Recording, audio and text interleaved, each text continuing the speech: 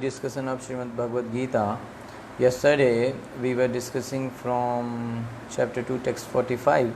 Today they are continuing with same and text 46. Today we are going to do 2.46. Yes.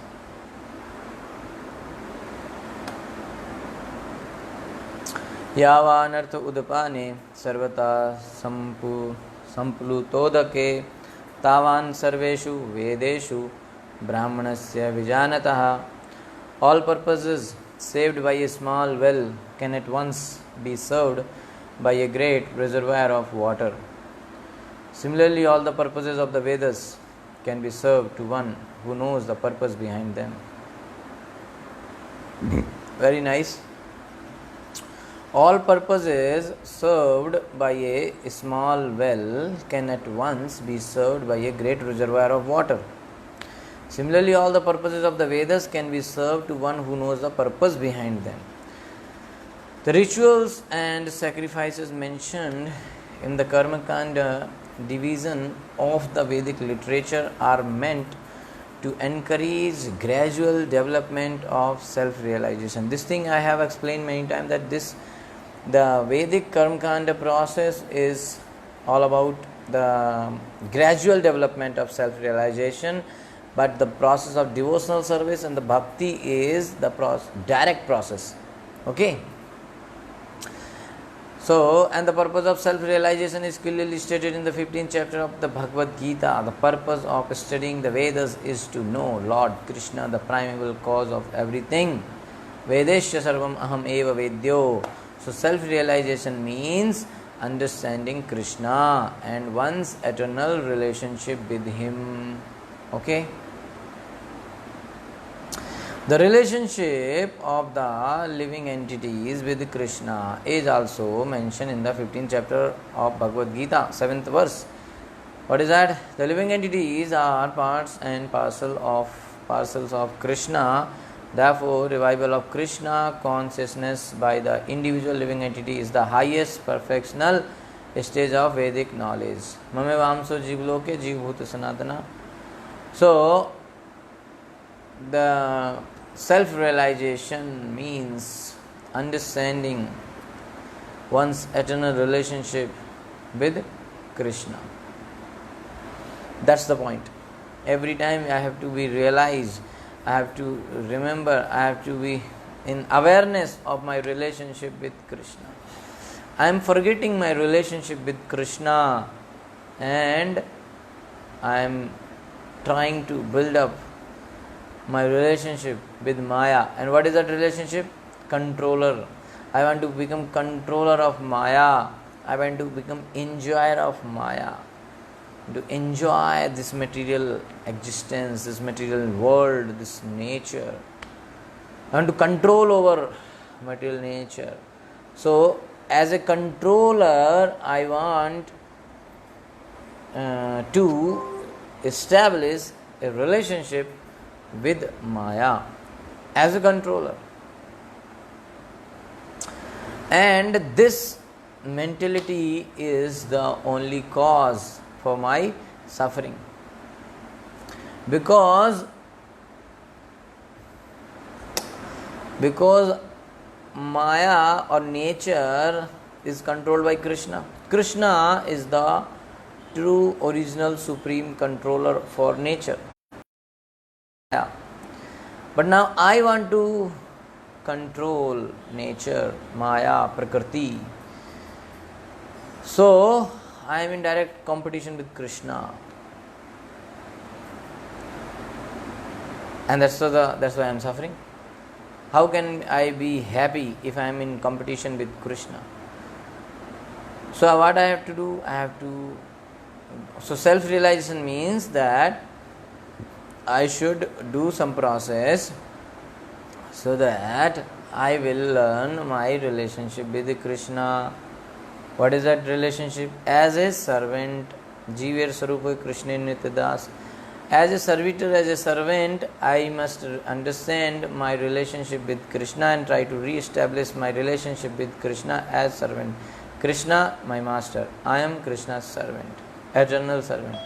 So re-establishing this relationship, the process which will teach us to re-establish this relationship with Krishna, that process is self-realization process, or the process of Krishna consciousness. And the most practical way of re-establishing my relationship with Krishna is chanting Hare Krishna, Krishna Krishna, Hare Hare, Hare Ram, Ram Ram, Hare Hare. Shravanam Kirtanam Vishnu Smaranam Padasevanam Archanam Bandhanam Dasam Sakhyam. Out of, so this is the Navada Bhakti, and out of 9 the Shravanam Kirtanam, chanting is the most important. Okay, so revival of Krishna consciousness by the individual living entity is the highest perfectional stage of Vedic knowledge. So actually Vedic knowledge is given, yesterday we were talking, Vedic knowledge is given by Krishna for what? So that we can revive our eternal relationship with Krishna. Okay. So, revival of Krishna consciousness by the individual living entity is the highest perfection stage of Vedic knowledge. So, Vedic knowledge is given to revive this. And if we, so 2 ways there, like one is that gradual process, and one is direct process. Direct process is bhakti. So this is confirmed in the Srimad Bhagavatam as follows. What? That the highest perfection stage of Vedic knowledge is our re-establishing or revival of our relationship with Krishna. So, Prabhupada is quoting here very nice shloka of Srimad Bhagavatam 3.33.7. Aho badasva pachot gariyan, Aho badashva pacho ato gariyan, Yajjihva grevartate nam tubhyam, Te pustapaste juhuvuh shashnur arya, Brahmanuchur anam grananti ete. O my Lord, O my Lord, a person who is chanting your holy name, although born of a low family like that of a Chandal, dog eater, is situated on the highest platform of self-realization. Such a person, Ahobata Swapacha means Chandal. So if Chandal, a dog eater, if he is chanting your holy name, my dear Lord, then he is situated on the highest platform of self-realization. Such a person must have performed all kinds of penances and sacrifices according to Vedic rituals and studied the Vedic literatures many times after taking his bath in all the holy places of pilgrimage. Such a person is considered to be the best of the Aryan family. So one must be intelligent enough to understand the purpose of the Vedas without being attached to the rituals only, and must not desire to be elevated to the heavenly kingdom for a better quality of sense gratification.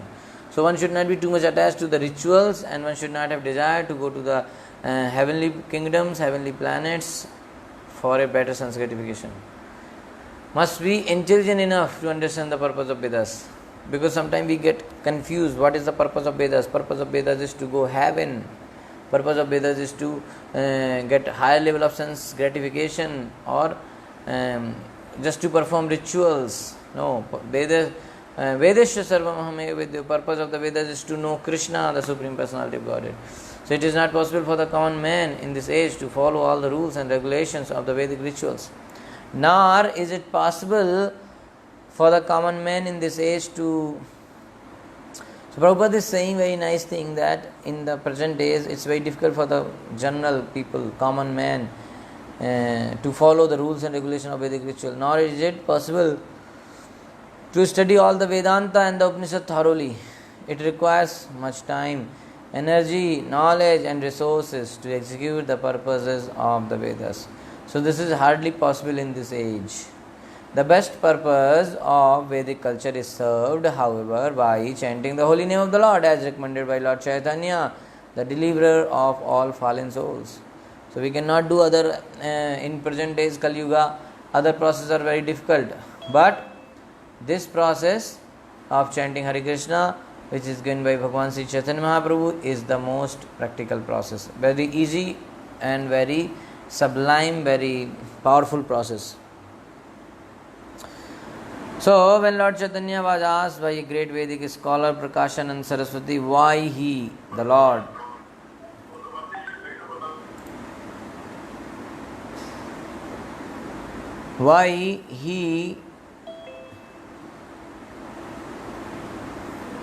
okay, so this is from Benares. In Benares, Bhagavan Sri Chaitanya Mahaprabhu met Prakashanand Saraswati. There this incident happened. That Prakashanand Saraswati asked Mahaprabhu that why he, the Lord, was chanting the holy name of the Lord like a sentimentalist instead of studying Vedanta philosophy. He said that you are a sannyasi, why you are dancing and chanting and dancing like neophyte? You should sit and study the Vedanta. So the Lord replied that his spiritual master had found him to be a great fool. He said, my dear Prakashanand Saraswati, my guru, my spiritual master said that I am a fool number one and I cannot understand Vedas. So he asked me to chant Hare Krishna.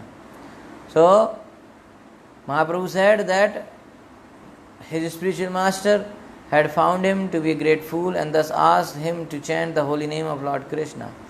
He did so and became ecstatic like a madman. In this age of Kali, most of the population is foolish and not adequately educated to understand Vedanta philosophy. The best purpose of Vedanta philosophy is served by inoffensively chanting the holy name of the Lord. Wow.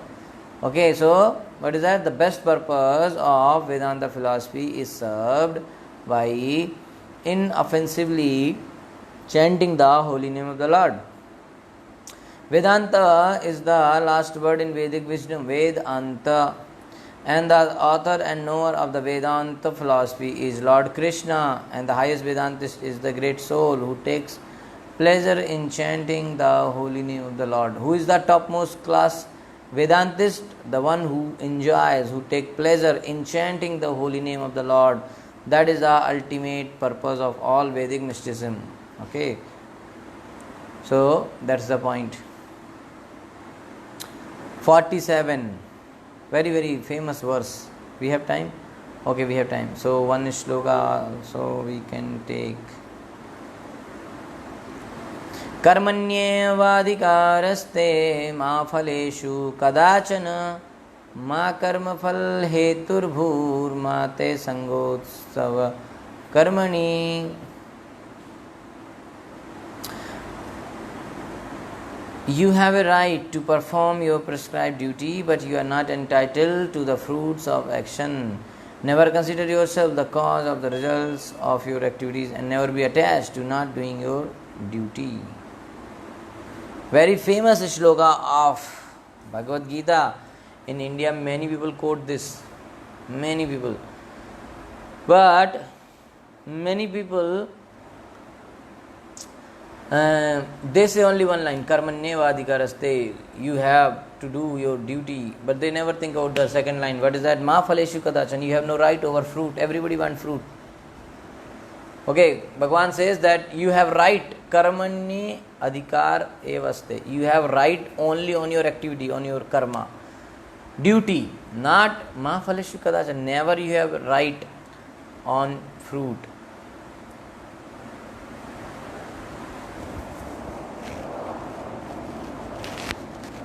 Okay. So never consider yourself ma phaleshu kadachana and ma karma phal heturbhur mate sangostava akarmani. Never consider yourself the cause of the result of your activities. Very tough. Everyone says, I went there, I did this thing. Because I went, that's why it happened. So Krishna is saying, no. Never consider yourself the cause of the results of your activities. That's what we do. Whenever we tell our own glories to others, that's what we say, no, I did this, I did that. Because of me only this project worked. Because of me only this thing happened. Because I was present there, I told them like this, they could do. Self-glorification. And what Krishna is saying? Mate sangostava karmani, and never be attached to not doing your duty. So there are three considerations here: prescribed duties, capricious work, and inaction. Prescribed duties are activities enjoined in terms of one's acquired modes of material nature. Capricious work means actions without the sanction of authority.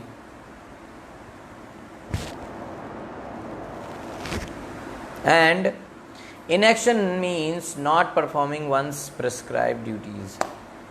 The Lord advised that Arjuna not be inactive, but that he perform his prescribed duty without being attached to the result.